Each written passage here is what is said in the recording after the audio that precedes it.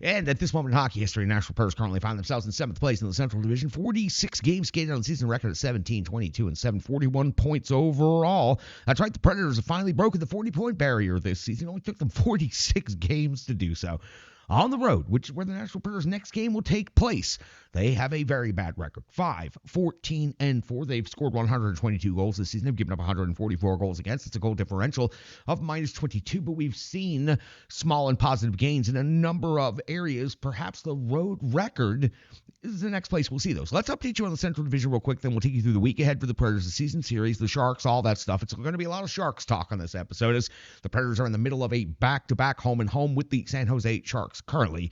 The Central Division update, the Winnipeg Jets currently find themselves in first place at 65 points with Minnesota Wild 5 points behind at 60. Dallas right on their heels at 59.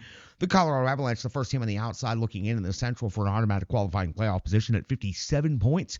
The St. Louis Blues have 50. The Utah Hockey Club, which should be the Nashville Predators' next objective, are in 6th place at 47 points. And you'll find the Predators in the same tax bracket, suddenly at 41. The Chicago Blackhawks being all alone down in the 30 range, 8th place in the Central, 34 points overall in last place.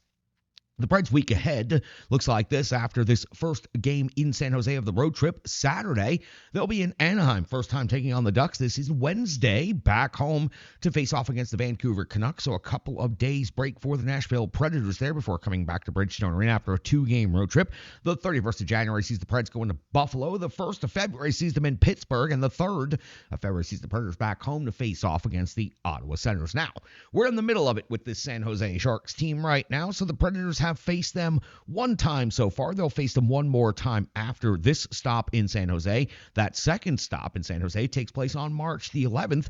The only stop for the Sharks in Nashville happened, well, last night. It was the Predators winning 7-5 over the San Jose Sharks in the most improbable way, coming back from down 5-1 in the biggest comeback in franchise history. UC Saros got the start, went 4 out of 8, was putrid, got pulled after 20, and Noonan come in, went 15-16, did some hard work in the third period. Once the game was competitive again, picks up the victory.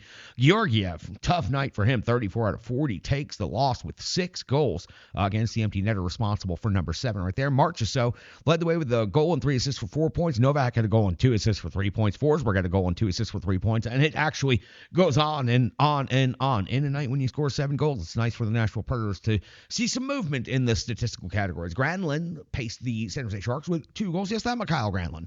Celebrini, the highly touted prospect, number 1 overall pick, 1 goal, 1 assist in this game, and he was an influence throughout. You can definitely see he is probably going to have a stellar offensive career.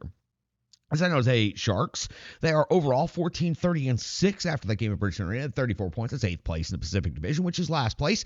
8-14-1 at home. They have scored 130 goals in the season. They've given up 182 goals against. That's a goal differential of -52. The Predators certainly not helping with that. When it comes to their most recent stretch of 5 completed games, it was the 14th of January. That saw a 6-3 win at the Detroit Red Wings, and it's been downhill since then. All of these games taking place on the road. 16th of January saw a 4-1 loss at Columbus. The 18th saw a 4-1 loss to the Islanders. The 20th of January saw a 6-3 loss at Boston. And, of course, most recently, the 21st of January saw a 7-5 loss at the Nashville Predators.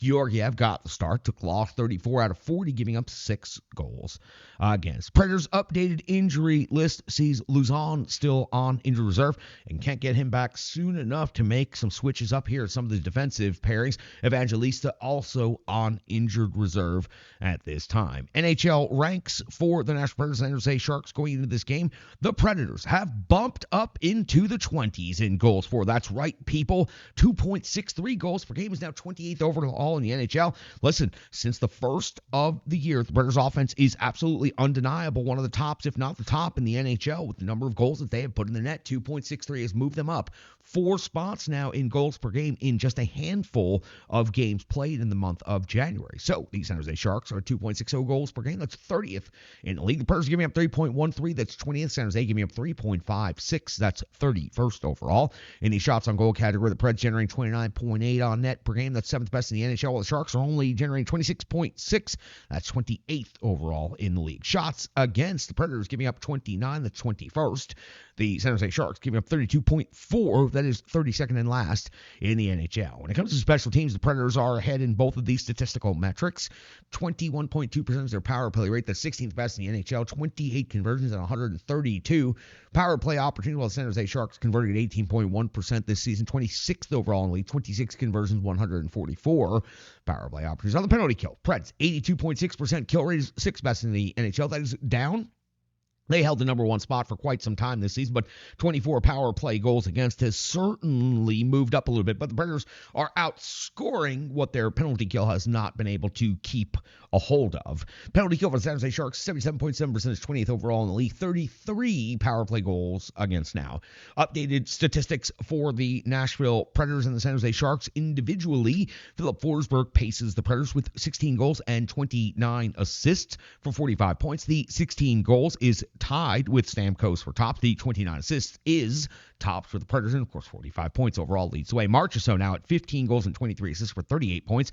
The captain Roman Josi is at 9 goals and 25 assists for 34 points. Steven Stamkos 16 and 15 for 31. Ryan O'Reilly 13 goals, 14 assists, 27 points. Granlund picked up 2 goals against the Nashville Predators in that last game at Bridgestone Arena. Now has 14 on the season, had 26 assists to that. 26 paces the San Jose Sharks along with Eklund. 40 points overall for Granlund leads the way. Eklund's at 10 goals with 26 assists for 36 points. Celebrini having a very good rookie season. 14 goals, one of those goals coming against the Preds. 1 assist also against the Preds. 20 total assists, 34 total points on the season. He's got a wicked release, and he's definitely got the skill. Toffoli, 17 goals in the season, paces the San Jose Sharks. Did not play at Bridgestone Arena. Listed on the injury report for the next game in San Jose. 13 assists, 30 points. Zetterlund, 13 and 17 for 30. Georgiev, after that game, has a record of 2-9-0 with a 3.29 goals against, averaging 8.84 save percentage, barely hanging on this season.